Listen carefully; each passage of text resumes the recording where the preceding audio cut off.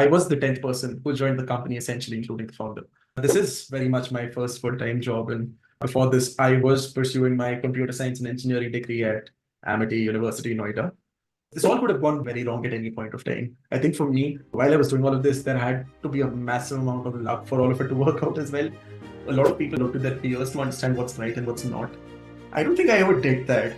There were a couple of faculty members who made snark remarks about me and a couple of other friends not being around class.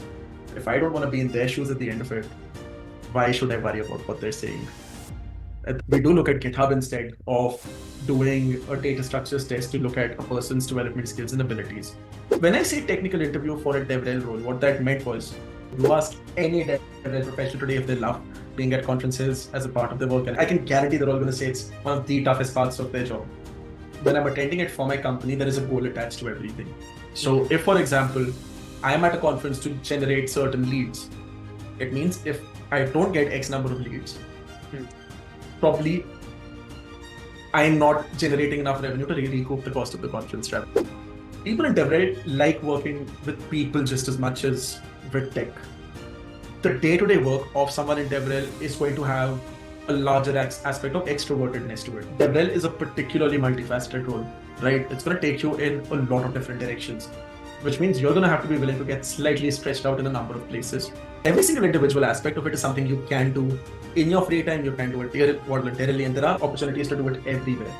Is it crucial for every DevRel person to have a social media presence? That's a great resource for people to look at. There are 2 books as well that I do actually recommend a lot. I did not do well in JEE or BitSat or any one of these exams. Whatever my circumstances were, why should that hamper my career? It's probably because we weren't in tier 1 colleges that we went out and experimented with a number of alternative routes. And that is because tier 1 colleges conventionally give you a lot of success opportunities for the conventional routes. Welcome to Beyond the Brackets. I am Nitesh. And I'm Pariti, and today we're thrilled to have Aditya Oberai with us. Aditya is the developer advocate at Appwrite, recipient of this year's CMX Developer Relations Community Professional of the Year award, and pretty much a celebrity on Twitter and LinkedIn. When I think of developer relations, Aditya is probably the first face that comes to my mind. So this interview is the DevRel 101 masterclass that we've been waiting for. Welcome to the show, Aditya. Thank you so much, Pariti. First of all, huge thank you to the both of you for having me on. I think it's really exciting always to talk about DevRel, and I'm quite excited to see how our conversation proceeds from here. We're really excited as well. So, Aditya, let's start by talking a little bit about your personal journey. What were you doing before getting the job at Appwrite, and how did you get this job?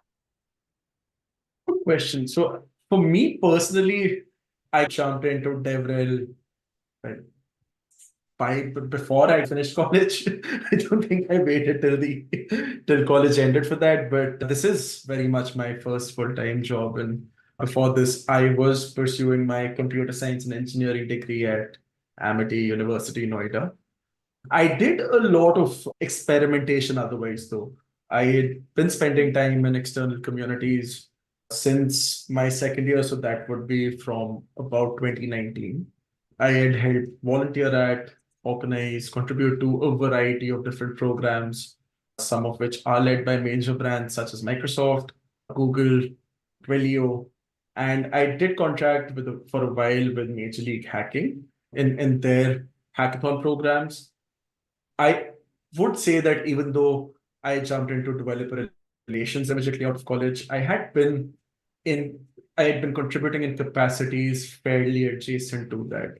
And other than that, there were a couple of internships and so on as well, which I'd be happy to talk about as we go forward.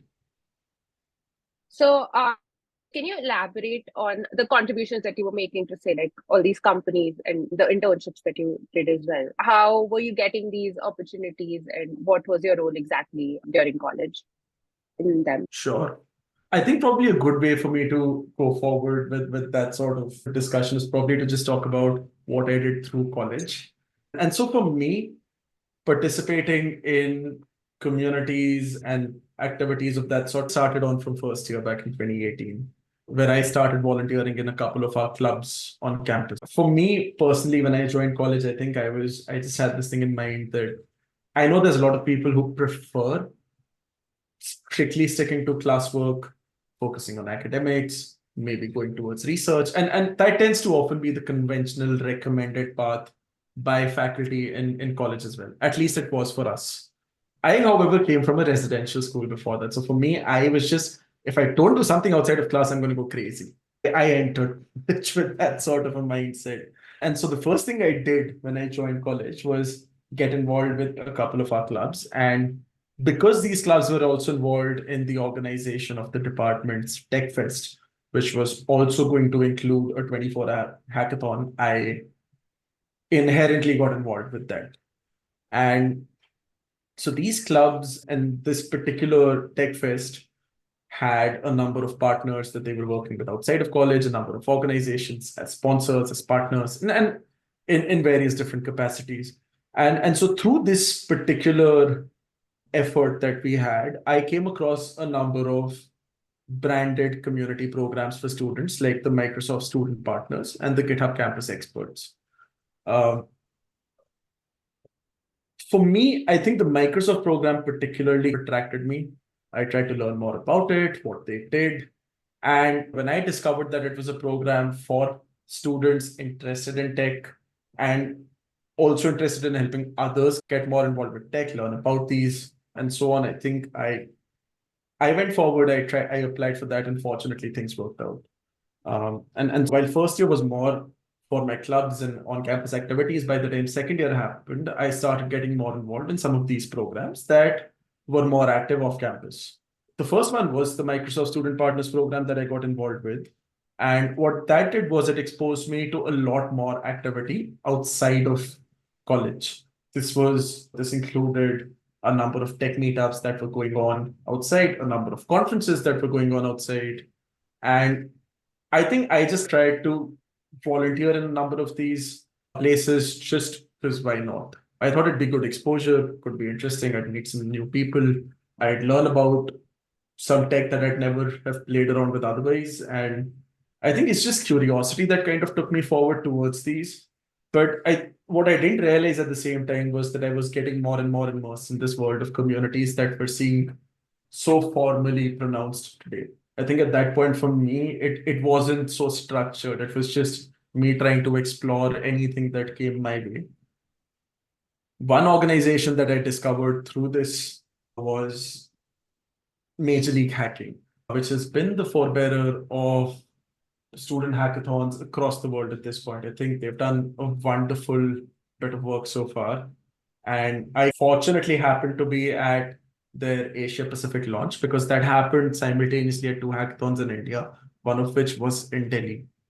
And I think just being at that occasion, seeing the kind of work other students were doing, seeing the kind of work companies like Major League Hacking and Microsoft was actually also involved there. That's how I got to know of this opportunity. The kind of work all of these were doing got me more and more engrossed in this whole environment. And so I started volunteering at more places, started organizing some of my own meetups, some on campus, a couple outside of it as well.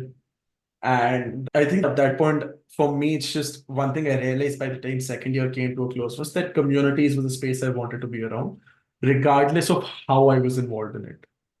Second year would have ended around April of 2020, which is, I think, something memorable for all of us because that's also when the COVID-19 pandemic started setting in. At that point, I had already made certain steps into the tech community around the Delhi NCR region, but obviously a lot of this would have paused now because in-person activities were just not possible. At this point, because I'd been interacting with all of these people, though, we tried to take things online, which we were able to an extent. And while doing this, I came across a company called ProGate, which is a Japanese coding education platform. They still had active operations in India at that point of time. At the moment, they don't. Unfortunately, it was a wonderful company.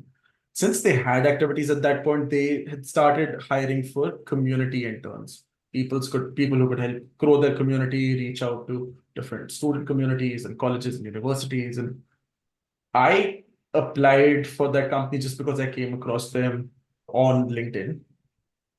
Fortunately, that application process worked out. It was a task-based process. There was a little week-long challenge about how many people a candidate could bring towards ProGate, and they had both a written SOP-like process, a task, and then a final interview. For me, that process worked out.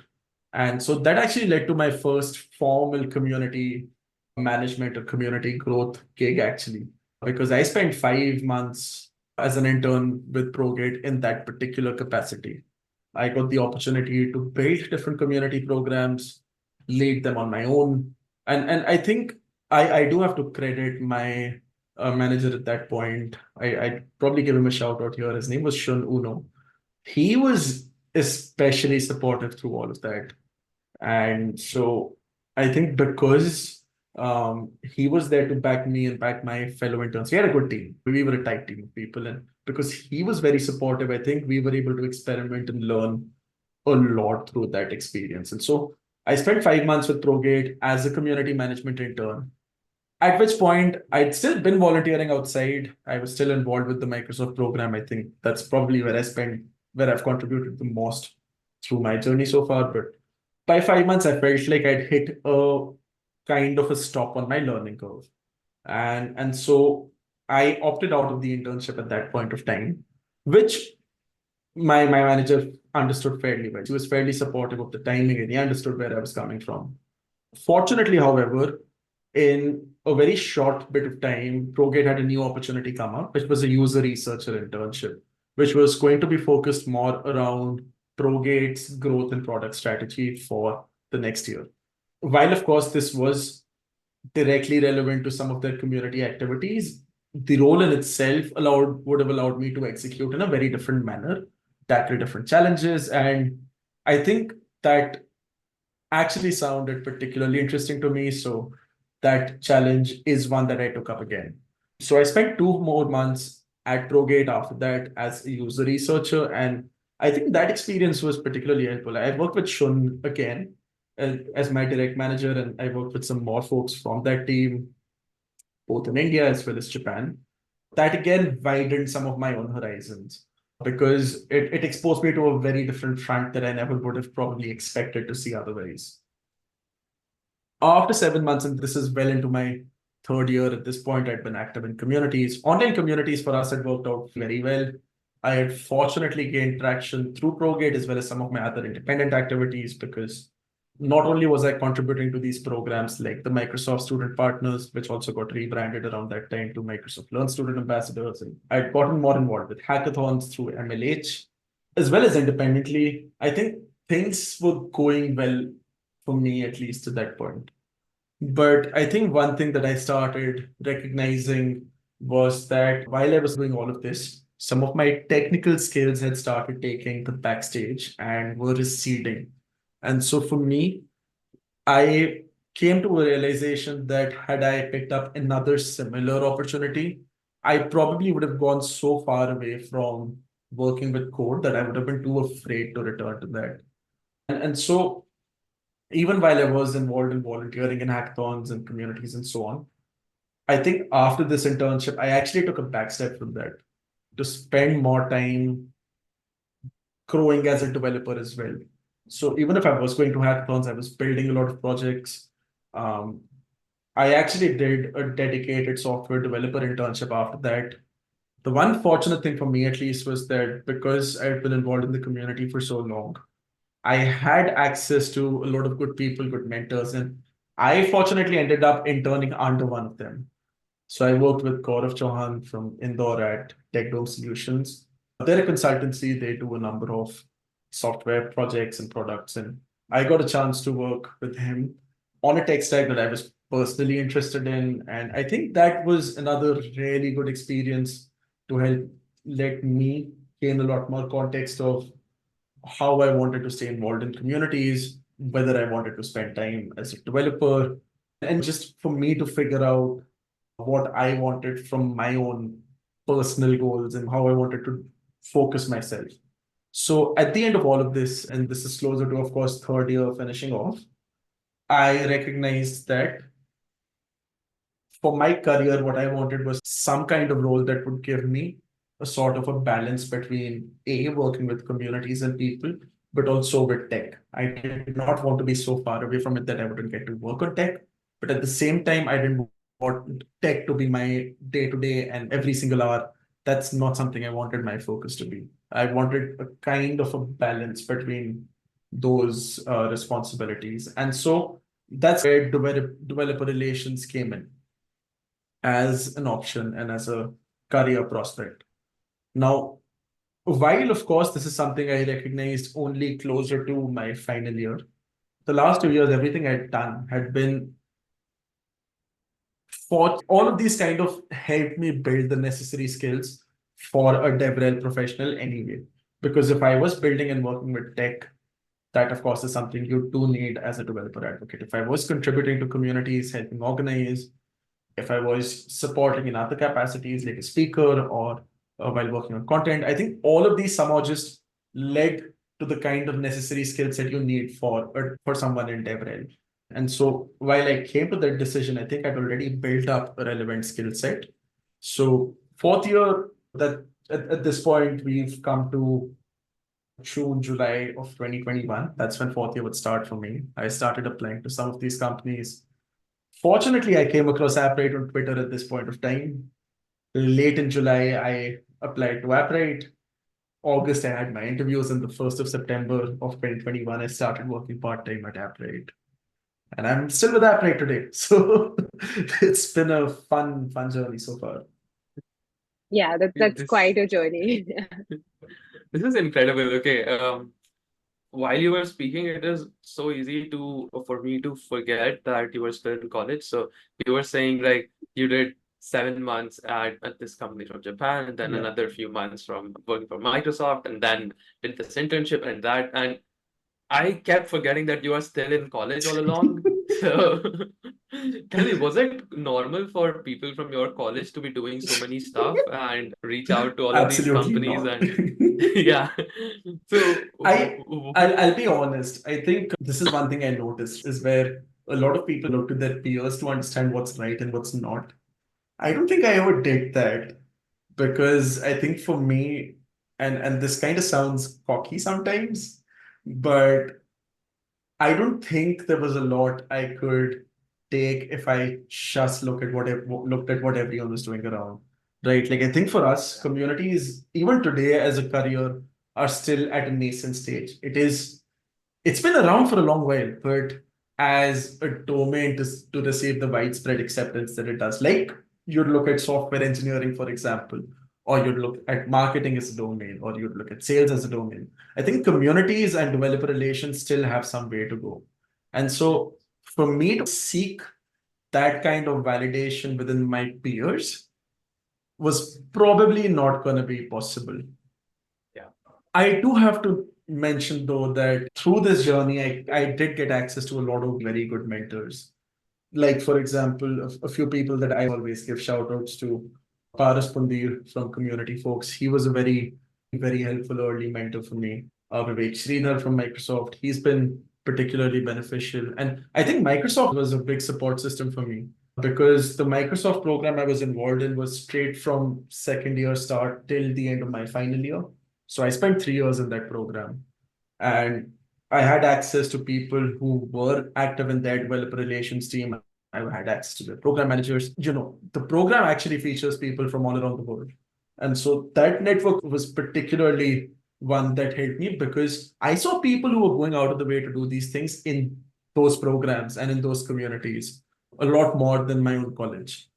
Because a lot of my journey was going to be different. I think more than college, it's these people I seeked out and I looked to.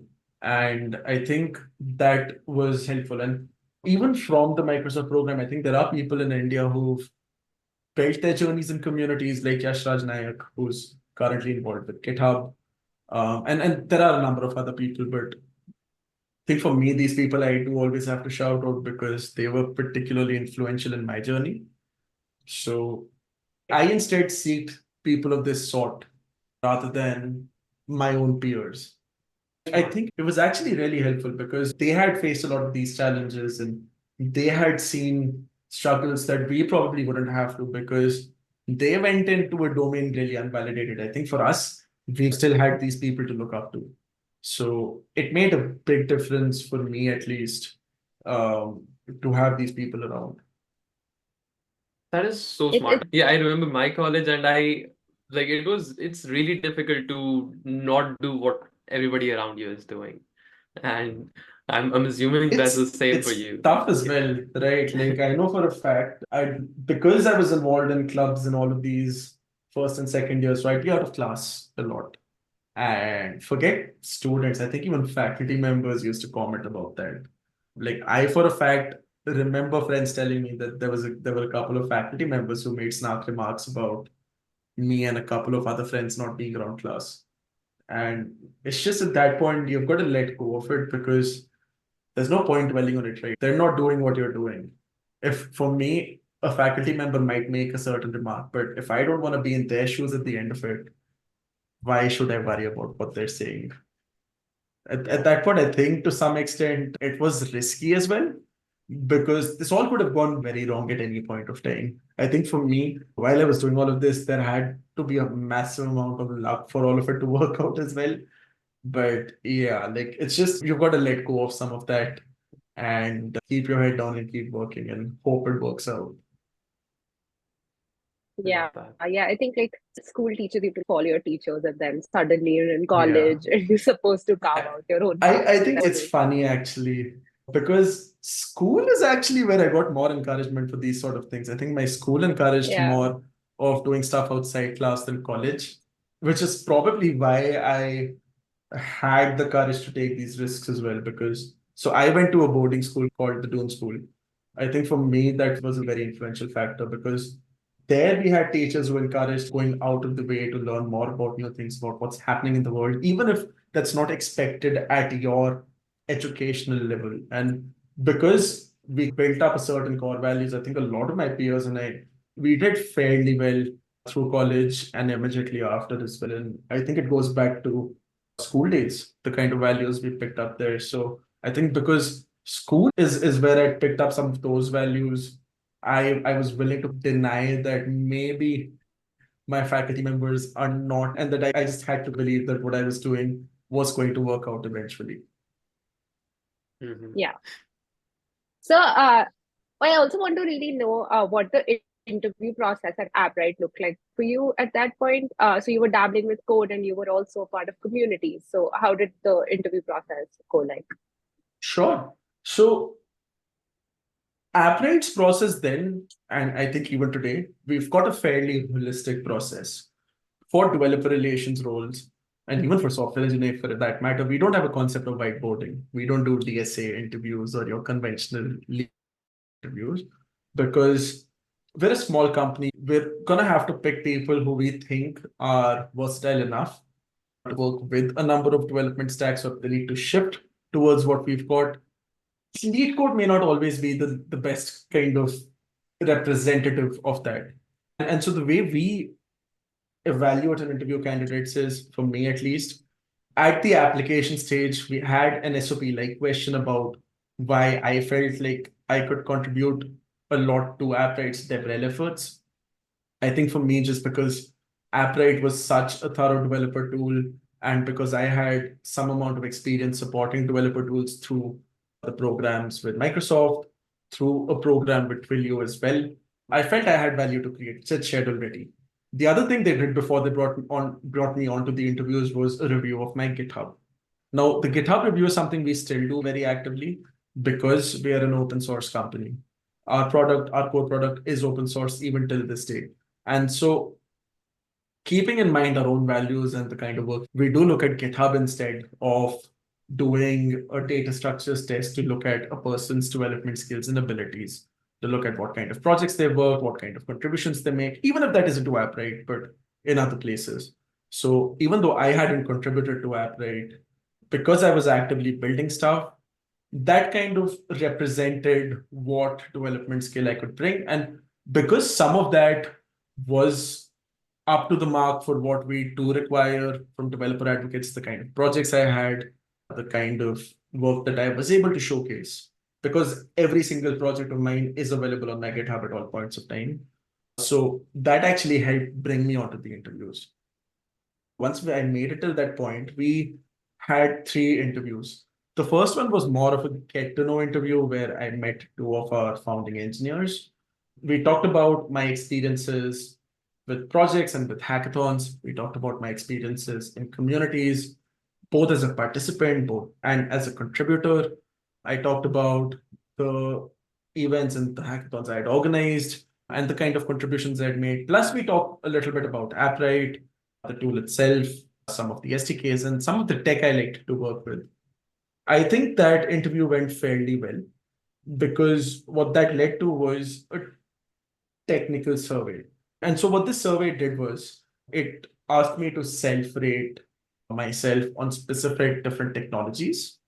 It featured a big list of technologies that Appwrite had involved in some capacity, whether as SDKs, whether as its core tech, and so on. Now, after sending in this technical survey, this in itself would never be an acceptance or a rejection factor. But what this did decide was a certain part of my second interview, which was going to be a technical interview. So when I say technical interview for a DevRel role, what that meant was within that 1 hour or 1 hour, 15 minutes we had, about 20, 25 minutes were focused on technological aspects. So based on some of my stronger areas that I'd mentioned within the technical survey, we took up discussions around .NET, around APIs, around object-oriented programming, and various things around that. And for the next 40, 45 minutes or so, we then also talked about documentation practices. We talked about communities. We talked about opinions around DevRel, around advocacy, the business side of it, metricization. And there were a lot of topics there. But one thing that I explicitly remember is that we never got into very static, remember this sort of a thing and you're through kind of answers. Those discussions were very opinionated. For example, if I was talking about tech documentation good practices, I'd probably have an example out of Twilio or out of Stripe that I really liked, or something out of the Azure docs that I was fond of. And if I didn't like something, then I was able to represent that as well. Or when I talked about certain community challenges, I'd probably take an anecdote of a certain challenge that I might have had to tackle at a certain point of time and how we went through that. So they were very opinionated discussions. I think this worked out well because for this particular round, I had another one of our founding engineers and the founder himself. This is because back then we were a very small team. There were just about 7 people on the team and a couple were yet to join who had already finished their interviews. I was the 10th person who joined the company, essentially, including the founder. So because it was such a small team, I was able to meet a lot of core members already by the time I finished my interview process. And because these worked out, by the time the third interview happened, my founder had an offer for me. I had shared that because I was a student, I would be part-time at least for the duration of while I was a student, but I was willing to go full-time after, which I think was important for us because even though we did have part-time options open, we did want to prioritize candidates who can work full-time, which I think makes sense for any company. That isn't to say part-time applicants were penalized against. I wasn't the only one who joined part-time at the start. We had another couple of members who joined and then eventually went full-time, which I think because we could afford that leeway at that point of time, it was fairly reasonable to have. And I think Appwrite was very supportive through that time period, actually. Right. Yeah, that's quite an unconventional way to interview, I'd say, right? Few companies do that, and it's amazing. My next question is about how glamorous the DevRel career seems to be and all the conferences that you get to attend. So can you tell me how many conferences have you attended in the last year, if you remember? Yeah, I've done what? 3, 4 conferences. That's about it. I've done meetups, but I think 3, 4 conferences probably. I do have to correct about this. I know the DevRel life and the conference life seems glamorous, but I assure you, ask any DevRel professional today if they love being at conferences as a part of their work, and I will say that I can guarantee they're all going to say it's one of the toughest parts of their job. Being at conferences professionally is rough because So it's one thing when you go independently, just on your own in your own time, free. It feels like it's fun. You're meeting with friends, maybe catching up with people. Yay, nice, all that. When you go there for your company, at that point, every single aspect of this that I mentioned, whether that is taking the learnings or that is networking with people, all of that has a goal attached to it, which means if you lose out on the numbers of it, it means that the conference effort and investment is deemed a failure. It's very high effort to make sure that a conference experience has been valuable for your company. So there's very high effort from that aspect of it. And chances are this is just if you're attending a conference for your company or speaking at a conference. I haven't even gotten into sponsoring a conference. I think that in itself physically breaks you because you're going to be at that booth for 10, 12 hours a day, possibly. It does happen. You do end up having 8 hours, 9 hours at a conference booth or at the venue, and you're standing there, you're going to be pitching your company, you're gaining leads, all of that. It is physically demanding and it does take a toll. So I know for a fact if I'm at a conference and I've worked at that conference, I will need a recovery day or two after the conference ends. There's no way I survive without that. And travel in itself, it breaks productivity. If you're used to a certain setup, if you're used to a certain work environment, and you break that, working out of hotels or flights is not easy. And people do forget that you're not there on a vacation. It is very much work. So working at conferences is rough. Yeah. Let's try to paint a yeah. picture. Let's try to paint a Yeah. picture here. So, let's say you're attending a conference as just a participant. You're there for fun, and then you're attending a conference on behalf of your company. So, what will you be like if I did that? What's the difference gonna be like actually physically The there? biggest difference is I can do all the same things that I do in both scenarios. But when I'm attending it for my company, there is a goal attached to everything. So if, for example, I'm at a conference to generate certain leads, it means if I don't get X number of leads, probably I'm not generating enough revenue to recoup the cost of the conference travel. Or if we've not built a certain number of valuable connections or partners, that in itself doesn't give back to the product. Or if, for example, I've failed out at outreach in just general. Every single thing, these are just examples. There are going to be conferences where I might have one goal, I might not have the other, or vice versa. But for any DevRel professional, there is going to be some goal of this sort. And because there's a KPI attached to it at that point, unless you miss the mark, an investment could be deemed a failure. So at that point, it could either be deemed risky as to why this conference was even worth going to in the first place. It could be a wonderful conference because you couldn't generate enough of what was necessary. The company deems the effort a failure, and then you've got to reconsider, or not you, the company's going to reconsider whether they can send you out or whether they should even invest in these activities in the first place. And so every single person in DevRel has probably experienced something similar, where they're going to have to justify why the money spent on their travel and stay was worth the investment. So it's like more hardcore. So let's say it is hardcore. And so the thing is, when I go there for fun, suppose I don't come back with 20 different connections. Yeah. It's okay. Yeah. Right? I don't have to track it and quantify it. But the thing is, I'm going to have to do that when I'm doing that for work. And so because I'm actively doing that, if you recognize that something is being left or if you're missing out on something, the effort again changes. It's just the kind of effort you have to put the moment a certain activity becomes trackable is going to be different, right? It's the same kind of difference as you working for your company as a software engineer and you building a side project, right? It's the exact same difference. Makes a lot of sense. Apart from attending these conferences, what else do you need to do as a DevRel professional? So for me personally, I've spent a lot of time working on long form written content, so blogs and articles. And these are technical blogs. I do blogs that act as tutorials.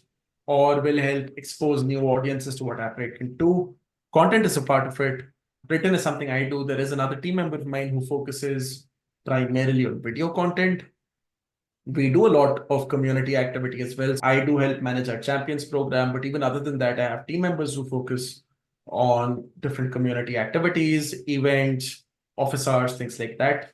Otherwise, then of course, there are developer experience related activities. So helping sustain our documentation, managing feedback around the product, giving that feedback to engineering and collaborating with them to make sure we can improve the product. Otherwise, helping support our SDKs.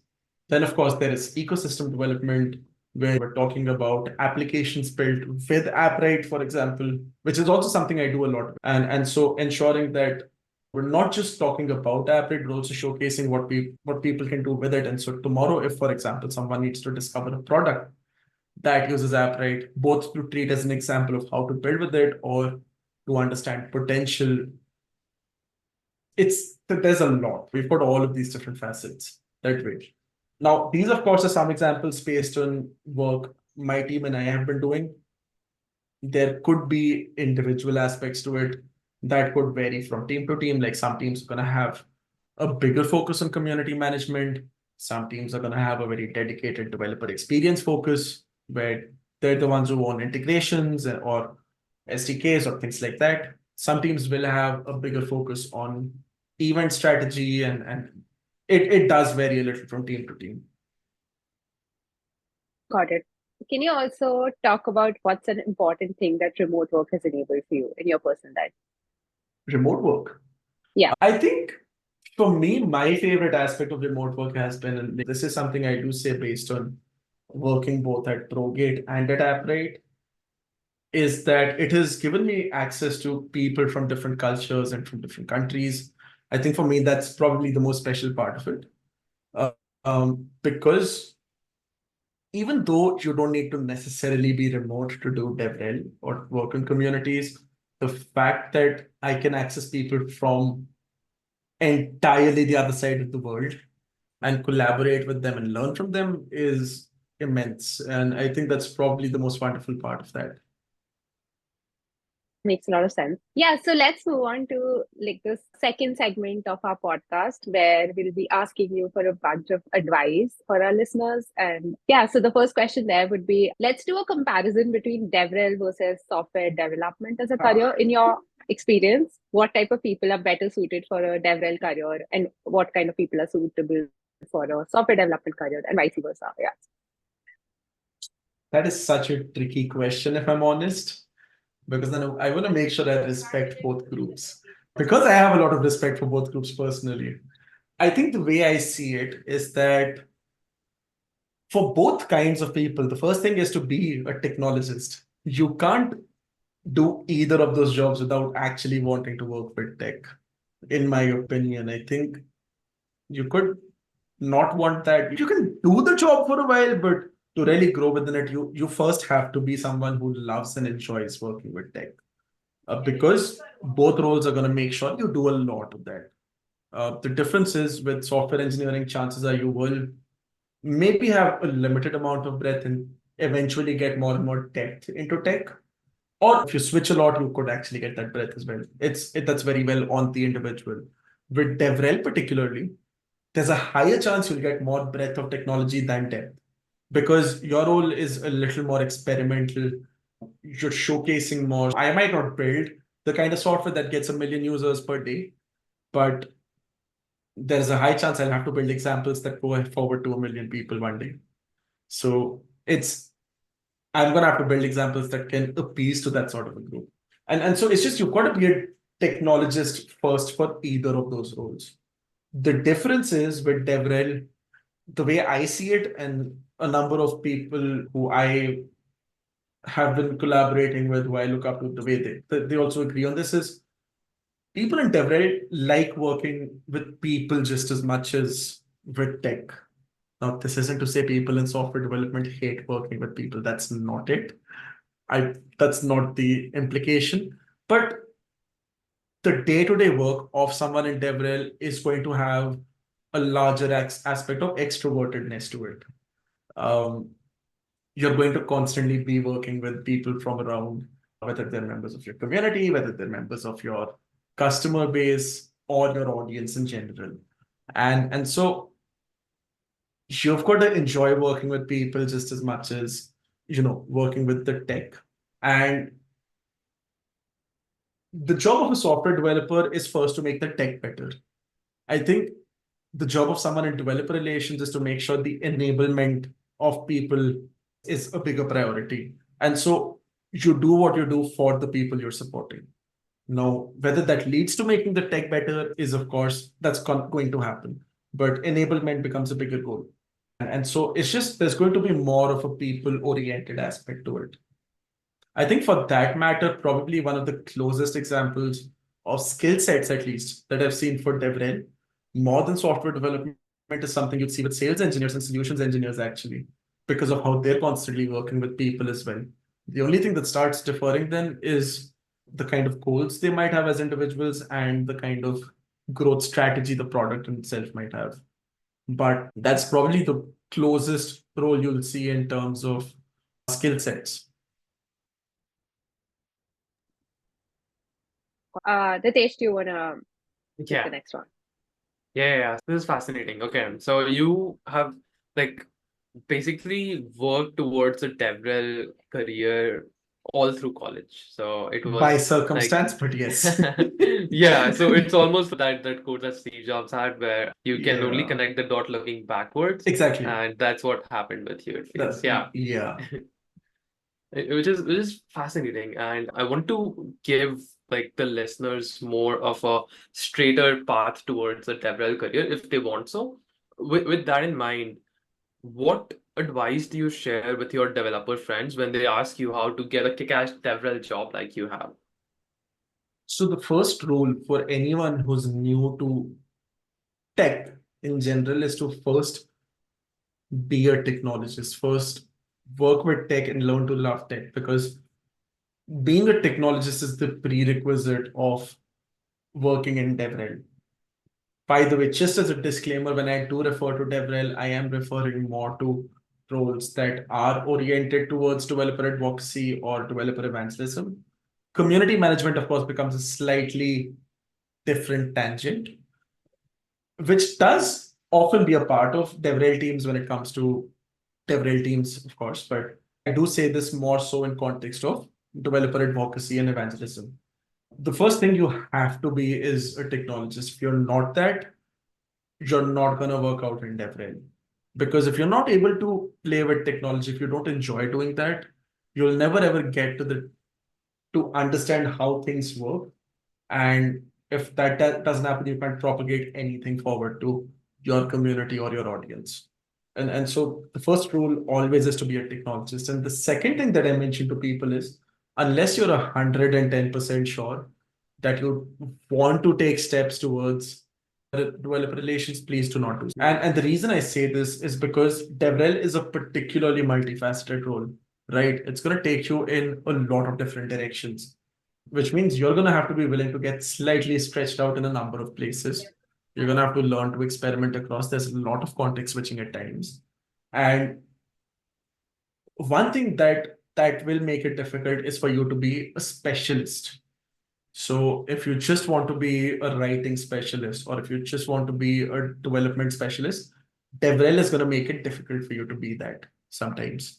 So that in itself, maybe in your first year or second year might not strike out as much. But when you're 5 years in or 10 years in, at that point, switching careers becomes a challenge. The thing is, if you're a specialist already, you can build a certain level of skills on other fronts and switch towards DevRel. Switching to DevRel later is not as difficult, but switching out of DevRel to a more specialist role like a software engineer it's going to be challenged. And I do say this specifically for software engineering because that's typically the confusion we see is it's whether I want to be a software engineer or whether I want to go towards DevRel.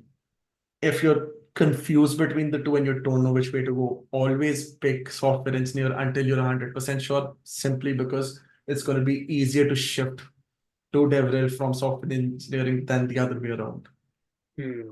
Got it. And a couple of follow-up questions, quick follow-up questions here. So how can I be 110% sure that I want to be a DevRel person if I have never been in a DevRel role before? So the one interesting thing about DevRel, and I always find this interesting, is while the role in itself is difficult when you finally start doing it full time, switching out and things like that will be difficult. But every single individual aspect of it is something you can do in your free time. You can do it voluntarily, and there are opportunities to do it everywhere. When we talk about communities, you can participate independently. There are communities around where you can do that. If we're talking content, you can always have your own blog. You can always have your own YouTube. Things like that you can do. If we're talking about writing code and you don't want to do that for your company, you can build your own projects. There is open source. There are a lot of ways to do it, right? My advice is picking out each of these and spending some amount of time contributing on all of these different fronts. And when you can do all of them together for a while, if you've got a software engineering job and you can manage content along with maybe a little bit of volunteering, or if you can even manage two of them very well and one of them on rare occasions, I think that balance is okay. But if you can manage at least two of them and you experimented across all three, you probably have an idea as to whether you're going to enjoy doing this sort of a thing full time. But yeah, that's really wonderful. It's pretty easy to get a hands-on experience about what the job is going to be like. Yeah, that's really cool. And okay, the second thing, is it crucial for every DevRel person to have a social media presence? That's always a point of contention. Whenever we talk about DevRel, I think the importance and the emphasis of social media does come into place. The way we look at it is, I think even if you as an individual don't have a very big social media audience, that is all right. It's not a bad thing. And I think if there's a company that only rates you on that, that's probably a place to run away from. However, you should understand how to communicate on social media, what kind of content is being looked at. That in itself is a skill that is important to develop. And the reason I say so is because for a lot of companies, even if not every, for a lot of companies, social media is a massive space where they get to touch a lot of new developers, right? Purely from a business point, if I don't understand the platform, which allows me a substantial amount of acquisition for my own customer base or my own market, I think that is going to work against me. So even if you don't have an audience that is massive, like you don't need 10, 20, 30,000 followers to figure that out, right? Yes. However, you should still understand social media, how developers operate around it, and how you can communicate with developers on said social media channel. That is going to be important. So basically, like DevRel is a job that sits at the intersection of programming as well as marketing. Yeah. It's Yeah. going to sit between engineering, with marketing, with community. It glues all of these together in a lot of ways. That makes sense. So basically, you have to you cannot be a person who hates marketing or who hates the thing if Realistically, you've got if to you are understand enamored pros by and the cons of glamour both. of DevRel. Yeah. I think that is the other side of it. We hear a lot about how marketing and sales is bad, and that's not what DevRel is. The thing is, realistically, if you are collaborating with marketing or sales and you can directly show how you're adding back to the business, what's bad with that? For me personally, I think the more I can show that I give back to my company, the better it is for me and my company. So I don't think it's a bad thing. I think we as in DevRel have that special position where we can both translate what engineering wants to do to sales and vice versa. We can enable that internally and externally. So I think we've got to enable both fronts there. Like even if we're not directly doing sales on our own, but we've got to give sales the right tools to work with developers, right? Or we're gonna have to do that with marketing. Or if we're talking about understanding what our audience needs, we need to be able to translate that back to engineering so we can figure out priorities as to what's important. So we're in a very special position to be able to do that. And I think that's not something we should be afraid of. That makes a lot of sense. And okay, another advice question. This one is a little unrelated to DevRel, but pretty related to your career and something that I am personally curious about. So you have not come from a tier one college like an IIT or like the best, like the creme de la creme of college, engineering colleges. And that makes a lot of people nervous, like people who are also not from the top tier colleges. Like it makes them nervous about the kind of opportunities that they have available for them. So, but you are an example. So you have done wonderfully for your career and you have been able to explore like this very niche sort of a space and make a name for yourself there. So what would you tell, let's say, a college kid from a non-tier one college who is doubtful about his or her own prospects in the future? So here's my question, right? Like I've had this conversation with a lot of students around in the past. And normally when someone asks that question, I do reply with another question as to when we talk about a tier one college in IIT, there is absolutely no denying the kind of resources they have, the kind of support they have. And anyone in those colleges getting access, they deserve that. There is absolutely nothing wrong with that. I think they've worked wonderfully well and they deserve that. The question is, if suppose you don't have access to those resources, why do you want to let that define the rest of your career? Like, suppose I did not do well in JEE, or if I did not do well in BITSAT or any one of these exams, whatever my circumstances were, why should that hamper my career? So I think the moment you change the perspective from, and you instead of the way I look at it is one thing could have been that I was confined to a certain ecosystem, right? I not being in those colleges, I started treating it as being unchained and from those shackles as well, in the sense that because I didn't have all of that, I didn't necessarily have to work in a certain line either.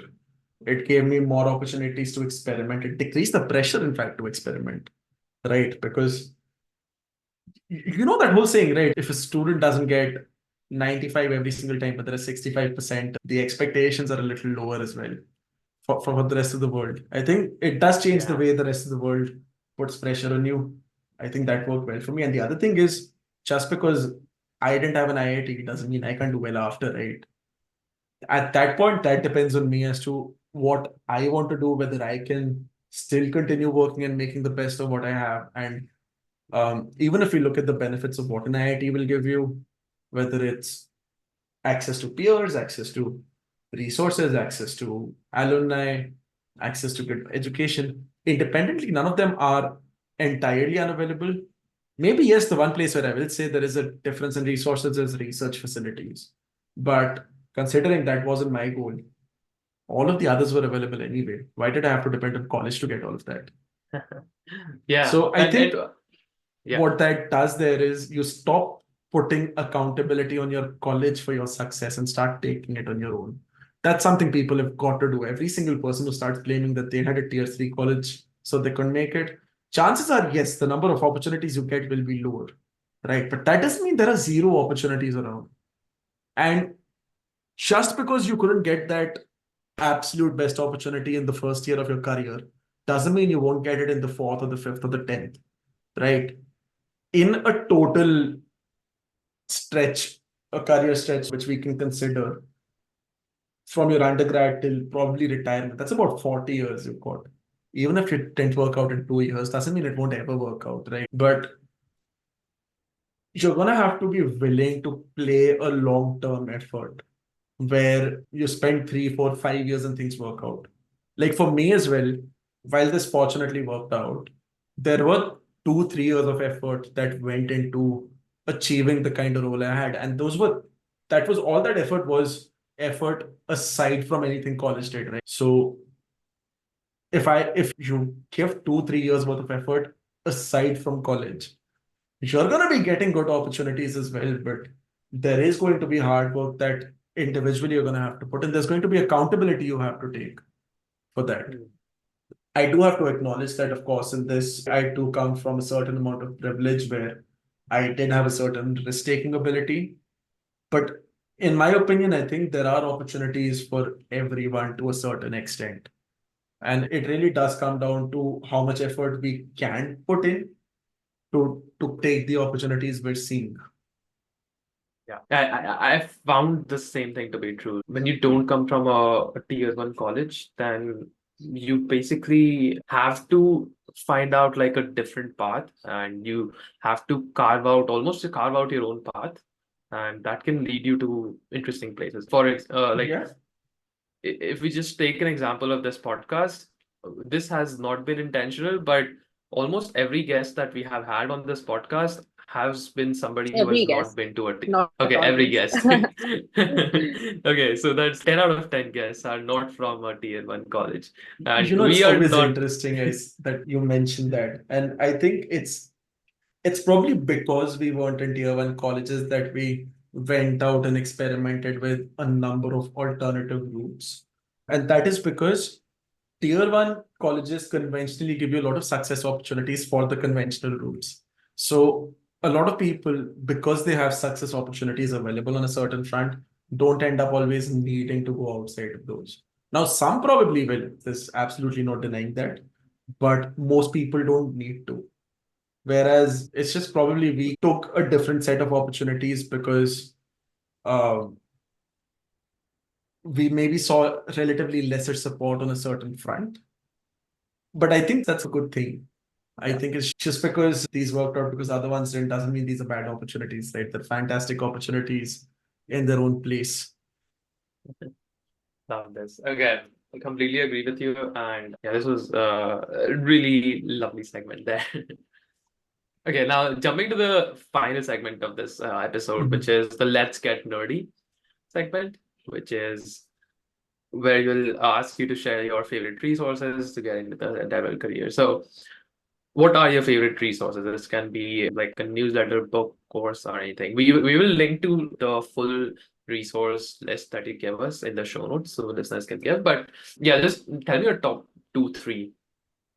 So I think one resource I'm just going to mention is my newsletter/blog that I've been writing. It's called Another Random Community Newsletter.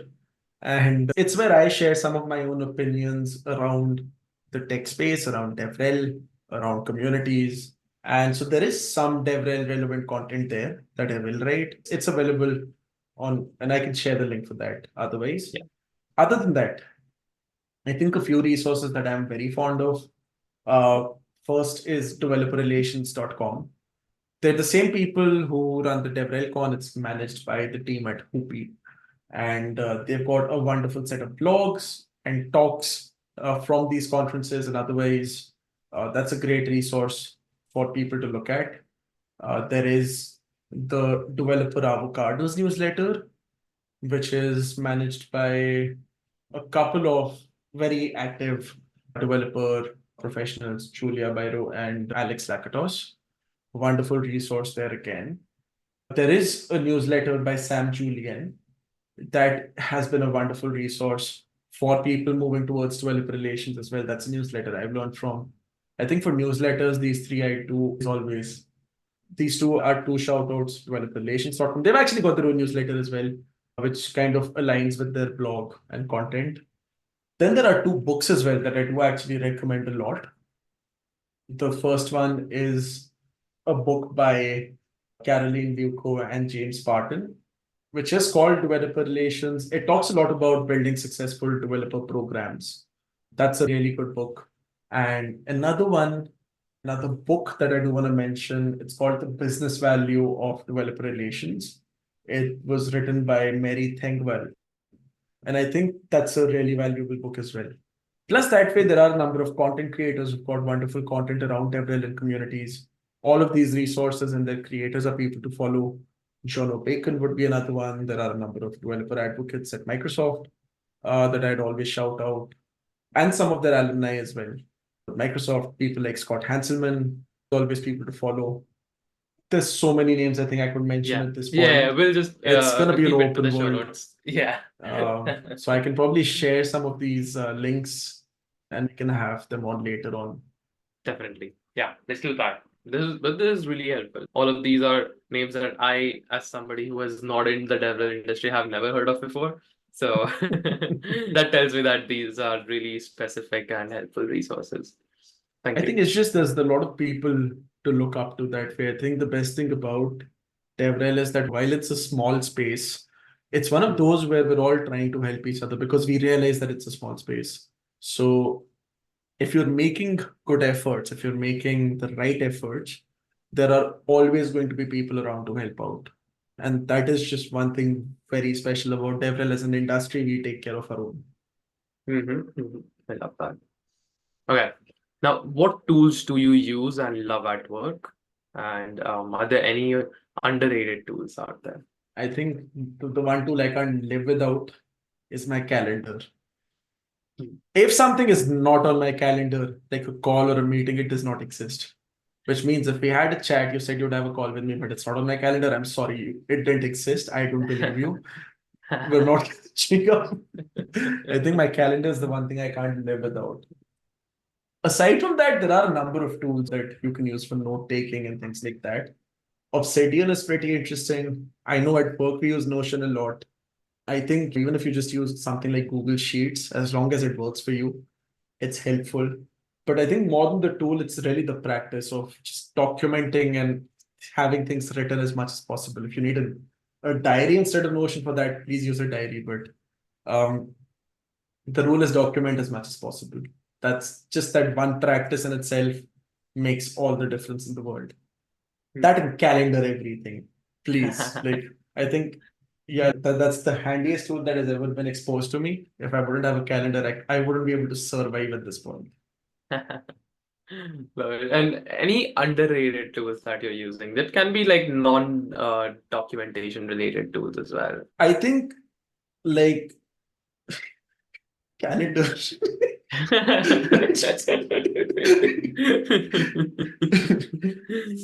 I think, yeah, like I You know a love lot your of people. calendar. We Yeah, get I it. love my calendar. I know a lot of people use productivity tooling. I don't use too much. I've invested in my setup particularly, so my hardware is something I'm fond of, but I don't use too many tools outside of that. Let's talk Yeah, about your like, hardware then.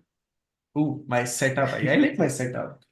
Yeah. I think my setup's grown over a little. I've spent time in curating this. Okay. We'll Um, need to add a picture of that in the video, so that'll be yeah, good. I'll click a picture of my setup for sure. Yeah. But yeah, so I think some things that I've been spending more time on, like I've invested more on now, is ergonomics particularly, and so things like wrist pads and wrist rests and stuff like that. A mouse that doesn't hurt my wrist, things like that. I've been spending more and more time, spending more and more money on, and I think that's been a good investment for me. Because I think there was a phase in the middle where I actually started getting wrist pains. And we've all got our monitors, we've all got our webcams and our laptops, but a good keyboard, a wrist rest, a good mouse, things like that, I think they've been particularly beneficial for me. Aside from that, I think one thing I do recommend everyone to invest on is their audio gear. Like the amount of time you're going to spend on calls, or even if you need just some peace, just I like having good headphones where my music sounds good when I do need to actually decompress as well. And so audio gear is something I do recommending investing on. So I think probably from my setup, those are a few shout outs. And yeah, other than that, I think I know a lot of people do spend a lot. What I would recommend there at least is only spend on things you actually need. And so that doesn't mean you've got to be minimal and just force the same tools on every single thing, but at least understand that there's a difference between an investment and a luxury. And so I think if you can figure out that balance for yourself as an individual, that's what I've done with my setup. You'll have a fairly comfortable and a good setup that you like working with. I like my setup a lot. I just like sitting here. It's a comfortable space for me. It's a safe space for me. And when I'm around in this little office that I've got, it's easy for me to block out a lot of other things. And so ideally, at least for your setup, I think if you can do that's the best thing possible. Yes. All right. This has been fantastic conversation, Aditya, so far. One final question before we let you go. Is there anything that you would like to leave the listeners with as you leave the show? I think we've shared so much already. I'm, I think I shared a lot of what I wanted to. Probably Okay. the only thing that I'm gonna mention there is that careers like DevRel, there are risks involved, right? Those risks are for some people, maybe not for everyone, but I would recommend people to experiment at least around some of these facets, right? Even if you're not jumping into one of these jobs, but some of those facets can be experienced on an independent level as well. And I think even if I'd not gone towards DevRel, just the fact that I was able to experience all of that taught me a lot anyway, which I think is just helpful for everyone. Like even if you're not someone in DevRel, just understanding how people are going to experience your product and how people interact, it's going to be a beneficial thing, right? So experimentation is always helpful, and I definitely hope to see more people experimenting and actually doing the work. And yeah, that's the other thing is um, for this career to work out for anyone, you're gonna have to do a lot of work, right? That's the one thing. That's just a lot of hard work. It's easy to say that you can go out on social media and you're gonna build a following and things like that, but there's a lot of work that goes into every single aspect of it. So if you do want to do it, you're gonna have to do the work. And even if you're not there, just empathize with someone who's doing it already, because chances are the next time you find one of them at a conference, they're probably internally, physically dead at that point. So just be kind to the next DevRel professional you find around you. But yeah, I think that's about what I can share at this point. It's a fantastic note to end the interview on, Aditya. Thank you so much for joining us on this wonderful podcast, and Thanks a it has lot been for a having pleasure me. learning from you. Yeah, thank you. And I think everybody appreciates getting this DevRel 101 episode now. And yeah, also just if anyone does want to have a chat about things like this sometime, I am available on Twitter. I'll be honest though, it's easier to interact with me on public comments and conversations than on DMs, simply because I think my DMs got spammed in the middle, and so there's just a lot of DMs at this point. And unfortunately, on social media, that happens. Like on Twitter, at least, sometimes bots crazy as well. So, like even then, I definitely love to interact with people who are trying to move towards this career. And anyone who does want to have a chat when the podcast comes out, probably just go screenshot, share your favorite learning on Twitter, and tag all of us, and we'll all have a chat sometime. Yeah, that's the DevRel person. That's DevRel brain.